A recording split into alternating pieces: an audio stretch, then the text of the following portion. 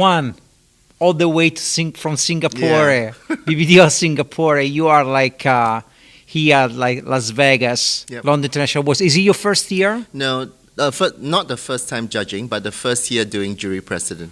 How does it feel? It's great, yeah. It's first of all, it's great to be in Vegas. I Right. mean, the energy, Right. the smoking. Not like, not like I love to be a smoker, but the weed. Of course. In Singapore, if I was caught with drugs, I'll be sent to jail. No But way. yeah, it's terrible. Well, you don't have this problem like here, man. Like definitely not in Nevada, not in California. Yeah. So, though I'm gonna go through 7 questions Sure. like the 7 C's, and like we go with the first one. Yep. And just let's keep it authentic. Ken. Good. The very first journey made by a ship is called maiden voyage. This term was first recorded in 901, but the use of the word maiden traces back to 1500.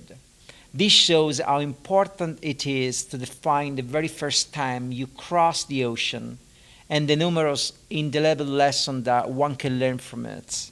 Now, your maiden voyage in advertising trace back to 1990, okay, when you became navigating the industry as an art director, if I'm correct.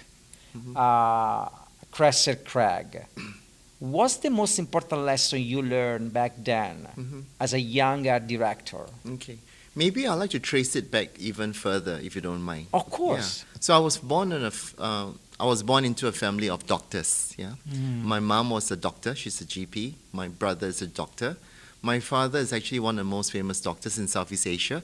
He has he's a disease named after him called the TAY syndrome. Yeah. Oh my God. But me, I mean, I'm horrible in studying. I think I got ADHD, so I keep, drawing, and I was drawing a lot for, in my textbooks and stuff. I think one day I was called by the principal because the principal was very pissed off with me, and he brought my mom. But what's amazing is that the principal, instead of scolding me, was encouraging me to study art. So she said, you got potential. So from that day onwards, my parents didn't brainwash me to be a doctor. My parents actually sent me to the United States in Los Angeles. So I came. How old were you? Yeah, I was about, I think 20-something. Okay. Yeah, 20-something.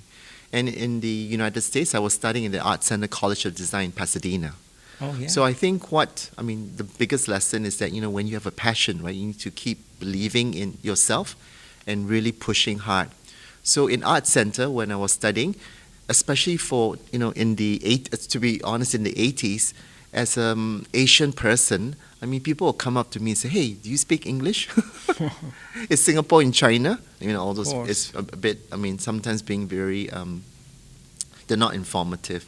But in school, right, I was competing against, a lot of Americans. I was competing a lot of, to study advertising in America, it's very difficult because I don't understand the culture. Everything is a comedy. Everything is a joke, right? And copywriting is king.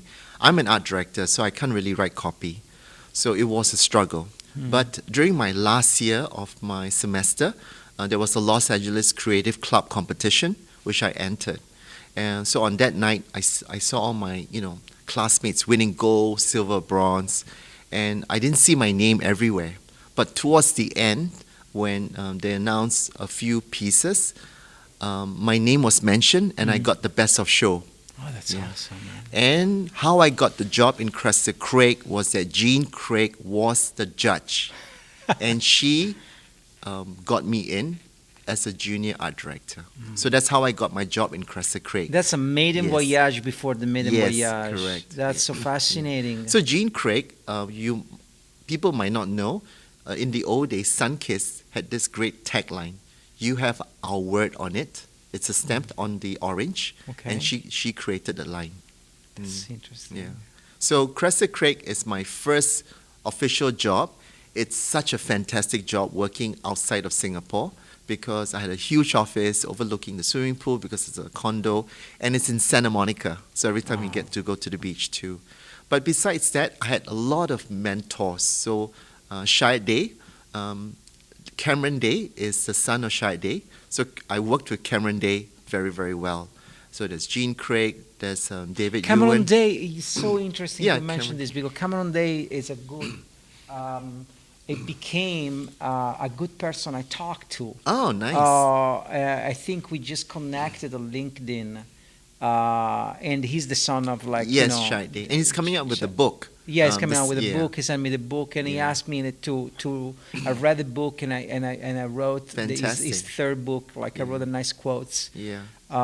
He's a very interesting person. So, I mean, as a junior art director, working with so many great people, I mean, there's April, who worked on Arco. Right. There was, Chuck, who is my writer, who then went on to work with big agencies. It was a great experience, right? From Chuck who? Chuck Guest. Yeah, Okay. Chuck Guest. Okay. And it was a great experience for me to mingle, to try and win. And those days at the Belding Awards, in Los Angeles and stuff too. So it was an amazing Small experience. world, man. We know so many. We have so many people in common. Yes. I feel like because I was at Chai Day as well, but Yeah. I was later in the I was at Chai Day Los Angeles in 2008. So Yeah. I mean, unfortunately, Crescent Creek doesn't kind of exist anymore. But at that time, I think it was built over 100 million Wow. for an independent agency.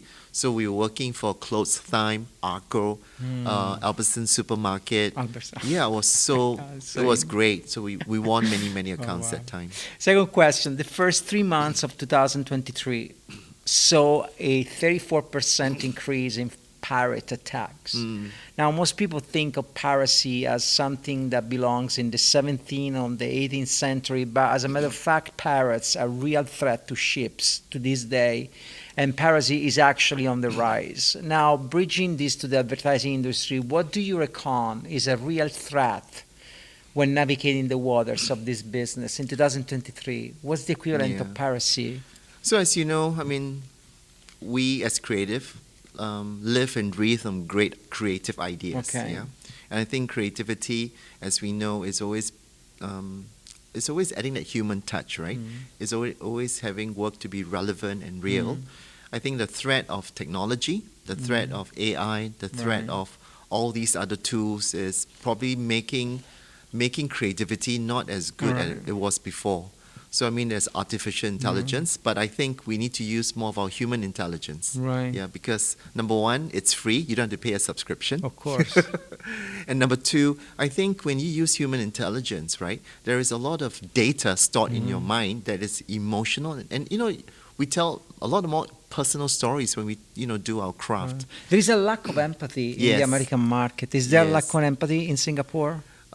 I think empathy, working with big brands, is always very difficult because you're always trying to drive a selling message, or you're trying to drive a tactical message. I'm talking about among creatives in the work environment. Yes. In an industry, like Yes. even like if you consider like the American market, and if you consider like a credit department or a workplace in America, there is a huge lack of empathy. In fact, this is an interesting story. I was reading a book like by Philip Dick, Do Android Dream of Black Sheep, Right. and is the book that Blade Runner was based Okay. upon. Right. And it described this futuristic like environment, and in this futuristic environment, replicants and humanoid, they go around with a box Yep. attached to Yep. to their body, and that box is empathy because it's the first thing that they lost when they became humanoid. And that made me think about the fact that the first thing we lose is truly empathy, and there is a huge lack of empathy. So I wonder Agree. if, like, in Singapore, the market is different. Of like, when I say the market, means like the environment is different, or if you guys have experienced that too as a threat.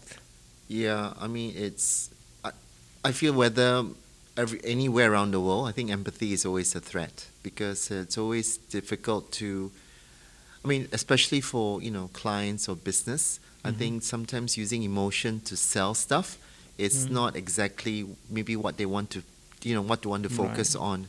But at the same time, I think as humans are drawn into emotional stories. So I think we need to be more, show more empathy in the work. In January 2007, at age 14, Michael Perham became the youngest solo sailor to cross the Atlantic. 14 years old, this little kid. When asked what his secret was, he replied, "I got lots of chocolate." Mm-hmm. So your calorie intake goes right up because you need it when you cross the ocean. Now, to cross the advertising ocean and to go from a young art director to creative director and then to creative chairman is not a simple task. You know, it's a steep hill. But what is your secret? And it doesn't have to be universal. What is your secret? What was the thing that really clicked for you? I mean, I'm not going to ask you if it was chocolate. Maybe it was chocolate. I don't know. What was it? You know what? I think it's interesting that you mentioned the word chocolate, because maybe talent can take you so far, but networking is important, right? So the network, whether you have a sweet mouth or you have a sweet mouth, yeah, I sweet like mouth, that, right? sweet mouth. Yes, I think networking isn't about kissing ass. Networking isn't about doing all the things that's sleazy or whatever. Right. I think networking is knowing the right people at the right place at the right time. So in advertising, it's still a business, right? So for me, the work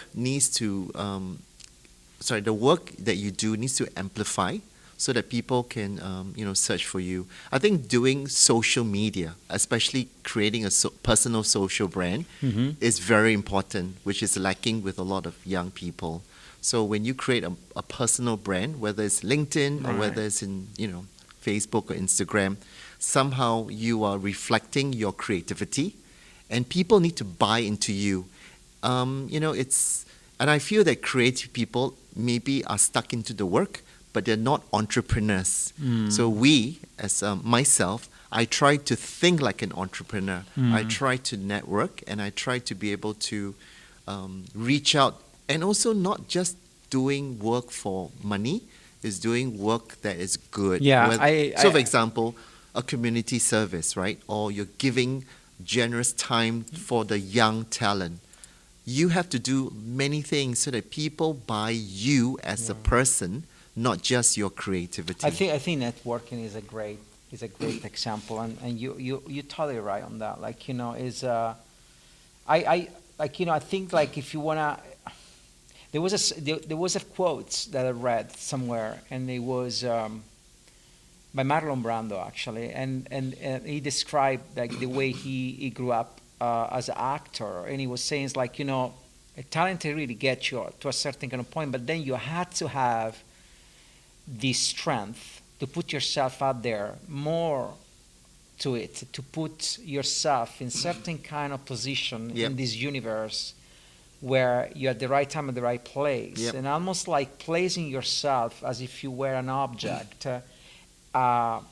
truly in perfect place, in symmetry, and in sync with other people, so you can create certain kind of reaction. Exactly. So I do believe that network is an art.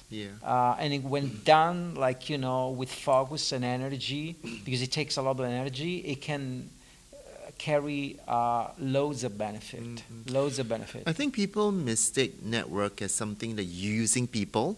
I think network is about giving and finding solutions for what people's needs are. You know what I'm saying? So no, absolutely. I see it even I go even deeper. I see it truly as not different from creating a chemical reaction. To me, it's about putting together, trying to put yourself in certain kind of place so you can create a reaction that then is going to create another reaction, and eventually it's going to get you and push you wherever you want to go. If you have a destination to go, it's literally to me very close to chemistry, networking. I don't know. I think the other word that I want to share is the word synchronicity. So you need to work hard in making a lot of things happen, because one of the things that you work on could be the $1 million thing that could make and break. So the synchronicity happens through a clockwork of events. There is a fact that I recently learned about ships and Niagara Falls. Because the falls have to be bypassed, large ships do so through the Welland Canal. The first Welland Canal was built in 1829. Nowadays, there are eight locks that allow these ships to bypass the Niagara Falls. Let's say you are a ship. Mm-hmm. You are passing through the creative ocean. If you were given the choice Yeah. to bypass something that could potentially endanger you, Yeah. what is the thing that you would choose to bypass? Well, that's a very interesting question. Yeah. Very interesting question. I'll tell you what I would bypass. I would bypass, and I think it's impossible, I would bypass like political games. That's what I would bypass. Political games in advertising. There are a lot of political games, at least in the American advertising, and there is a lot of like, power games and like, that have nothing to do with creativity, but they push certain kind of people to the top. So if I could bypass those political games, I would definitely like, save a great amount of energy that could be could be dedicated to like creative work. Actually, now that you mentioned political games, I would bypass egos. Yeah, egos, like people's egos, because there are a lot of, especially in this business, right? When you win something, you become famous. I mean, the egos gets in the way. But don't you think there is a bad ego and good ego? Do you think that because ego is what makes us individual, right? So it's not necessary, So- because I feel like, if we bypass ego altogether, then you are bypassing individuality. Okay, good point. But there is the one you're talking about is bad ego. Yeah. So maybe let me just refine it a bit more. Selfishness. Okay, Yeah, that's good. yeah. That's self. So I think selfishness is something that I would like to bypass because, when you're selfish, you keep everything to yourself. You do not share. Right. Obviously, everything's closed up. But the opposite is generosity. course. When you're generous in this business, people would, give you the opportunity. When you're generous in this business, you're also teaching and nurturing the young. So yeah, selfishness is one of the terrible thing I like to bypass. There are two types of truth out there. There is a personal truth and there is an objective truth. The thing with objective truth is that it is true no matter what. The ocean is full of objective truth. There is no space for personal truth when crossing an ocean. One must follow path, rules, and stick to precise coordinates. It is the opposite of what happened in advertising. We work in an industry impregnated with personal truth. Mm-hmm. What's good to someone is bad to someone else, and vice versa. What is right to someone is wrong to someone else, and vice versa. But there must be an objective truth somewhere, somehow. Mm-hmm. There must be a line that you say, this is good, objectively good. This is bad, objectively bad. Can you think of an example that apply to the advertising business where you say objectively truth, this is like, or subjectively, So personal? you're talking about more about the work that I see every day, right? Yeah. I mean, how do you tell Talk the about the truth? work. Like, I think that when you look at the work, right, our work is mainly based on subjectivity, Sure, right? sure. Like, let's say, for instance, you and I are working as a creative on a film, and we need to pick the right track, Sure, the sure. right score. Sure. I think to a certain extent there is a personal truth that comes in and say, well, I don't like this. Yes, I like this. But there is also an objective truth where we both agree this is good. I may not like it, but this is good. Yeah, cool. I mean, for me, whether the word is truth, but the work that I like to pick is whether it resonates with people Okay. or resonates with me. And when it resonates, it's something that happens with a human insight. Okay. So the human insight that we find through our briefs or that we find through our products and services is something that could be more relatable. It could be something very familiar with someone. So for me, the truth that I try to uncover, whether it's a true story, whether it's a true testimony, it makes it more believable. And I think the truth also will set us free because when people find out that it's fake, it's horrible, right? So we're always trying to sell much more authentic pieces. And the work needs to be familiar in some sense. So a lot of the work I see, maybe it's made up, it's fake, and somehow you can tell that It's fake. that it's trying too hard, if Trying you know too what I'm hard. saying. Yeah. So natural, relatable work that connects is what I'm looking for. Okay, so the five oceans, the Pacific, Atlantic, Indian, Southern, and Arctic, are all connected and form an enormous mass of water. I like to think that this is Mother Nature telling us that we must stay connected, and no matter what happens, and no matter how big we are. You are the creative chairman of the bbdo Singapore. Now, you just told me that bbdo Singapore is not that big, but the bbdo network is Yes. massive. Yeah. It's gigantic. Yeah. Like, it counts like 15,000 employees. Yeah. What's the hardest challenge to be in such a gigantic network? But from a perspective, I think like your situation is quite peculiar because bbdo Singapore is like 50 people. Yeah. But then you find yourself inside this mother womb Sure. of 15,000 employees. Yeah. What the hardest challenge? Right.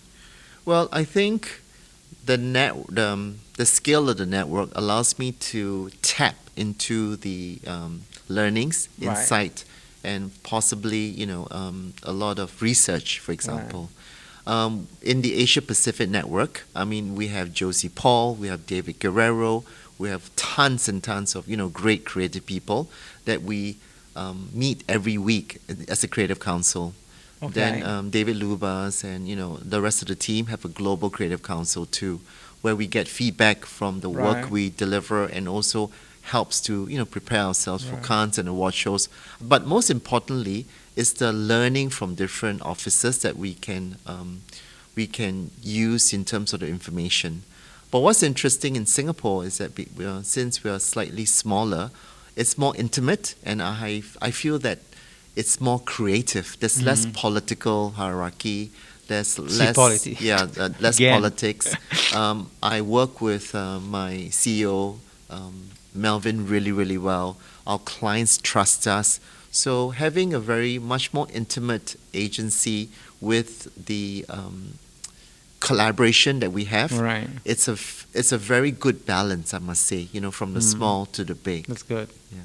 Okay, look, last question. Lee has been recognized as one of the most creative award show out there. Like every time I come here, this is my second year where I'm doing like the Ocean series, but I can hear a lot of creative like speaking very highly about how creative is this award show. It's truly for creative people. Yep. There is the right atmosphere. There is the right brain that is engaged. Now, notice that 75% of the brain is made of water. So there is a constant transatlantic voyage between the two hemispheres of the right brain and the left brain. It's like you're crossing ocean when you shift between the two hemispheres. When you try to be creative, you're on the right brain. And when you're trying to be more logical, you now like do a transatlantic crossing towards the left brain. When you judge the work, Yep. how much of the right brain you use, how much of the left brain you use? Yep. So coming from a family of doctors, I'm very You are like on the Yeah. on the left brain Yeah, all the time. So actually, it's funny that you mentioned. I mean, logic is something most Asians do have. Yeah, I'm not stereotyping. I'm speaking Of from course. experience. And emotion is something that I have to learn a lot harder. So when we look at the work, I mentioned many times is the empathy that we're looking for, because without empathy, we can't resonate with the consumers. At the same time, if the work is too ridiculous or stupid or doesn't make sense or not logical, people also tend to reject it. You know what I'm saying? Like, that doesn't make any sense. So for me, creativity is a very interesting balance between the left brain and the right brain. But I would incline more towards the creative side, because without that creative twist, It's boring though. It's boring. Okay. So it's better to still have a nice balance between the two of them. I also would like to say that, when we judge the work in LIA, it is a fantastic experience. I mean, this is the first time that we're judging the work in person from start to finish. Yeah, That's very important. Yeah, that's start to finish. Because when we do online judging, we also rely on the logic brain because we need to finish this, we need to get this done, even though they give us a lot of time. And we're doing it alone. I think when we come together as a community, together, as I'm talking to you right now, energy and discussion, whether it's logic or creative, is flowing organically, and we get much fresher perspective to deliver to judge the work. And I feel that when we work alone, we are not creative, but when we work together, not only are we creative, but there are also hard questions asked to us. It's like, hey, does this make so much business? Is this really possible? So the logic side also takes over, but it's coming from somebody else. So the challenge or the fight between the left and right makes it a really interesting conversation that will spark a lot of imagination. Guan, can't thank you enough for being like part of the Ocean 17 It's a pleasure. video podcast, and I hope you enjoy the rest of your stay in Las Vegas and have a trip to Singapore. All right. And say hi to David Lubar from me, Okay, and sure. to Josie Paul. Yeah. And to Josie Paul from me too. All right. No Thank worries. you.